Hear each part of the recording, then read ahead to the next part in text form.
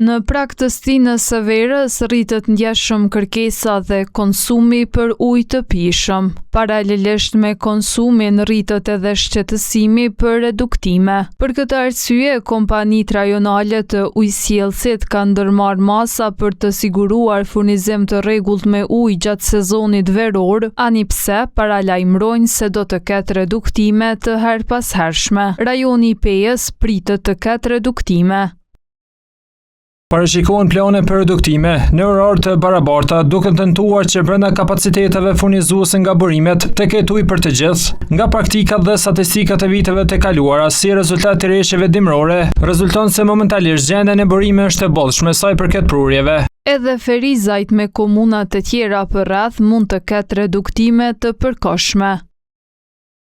Duke marrë parasysh rritjen e konsumit gjatë muajve të verës, ndikimin e temperaturave të larta, si dhe shtimin e konsumit për shkak të ardhjes së mërgjimtarëve, mund të ketë raste të reduktimeve të përkohshme në zona të caktuara, varësisht nga gjendja në terren dhe niveli i konsumit. KRU bifurkacioni do të angazhohet maksimalisht që këto raste të jenë sa më të kufizuara dhe afat shkurtra. Ndërkaq kryeqyteti siguron që do të marrë të gjitha masat që qytetarët të mos kenë mungesë të ujit të pijshëm.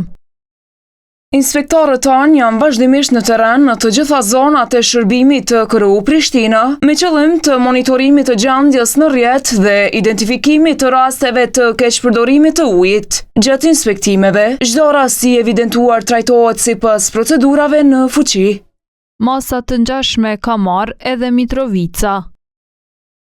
Çdo konsumator që haset duke përdorur ujin e pijës për qëllime të palejuara, si ujitja e kopshteve, mbushja e pishinave, larja e trotuareve, larja e automjeteve, apo aktivitetet e tjera që cënojnë furnizimin e rregullt të qytetarëve me ujë për pije, duhet të shkyqet nga rrjeti i ujësjellësit pavarësisht se uji regjistrohet përmes ujëmatësit dhe konsumatori është i rregullt me pagesa ndaj KRU-s. Ndërkaq nga rajoni i Anamoravës thonë se stabiliteti i plot varet nga menaxhimi i përgjithshëm i burimeve në bashkëpunim me qytetarët.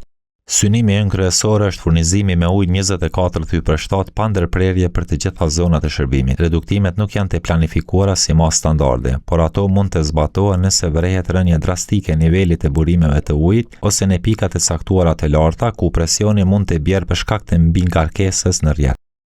ATV u interesua edhe për rajonin e Prizrenit dhe të Gjakovës, mirëpo të dy kompanitë rajonale të ujësjellësit nuk i kthyen përgjigje televizionit në lidhje me kapacitetet për furnizim të rregullt me ujë gjatë verës dhe çfarë masa kanë ndërmarrë për kursim të ujit.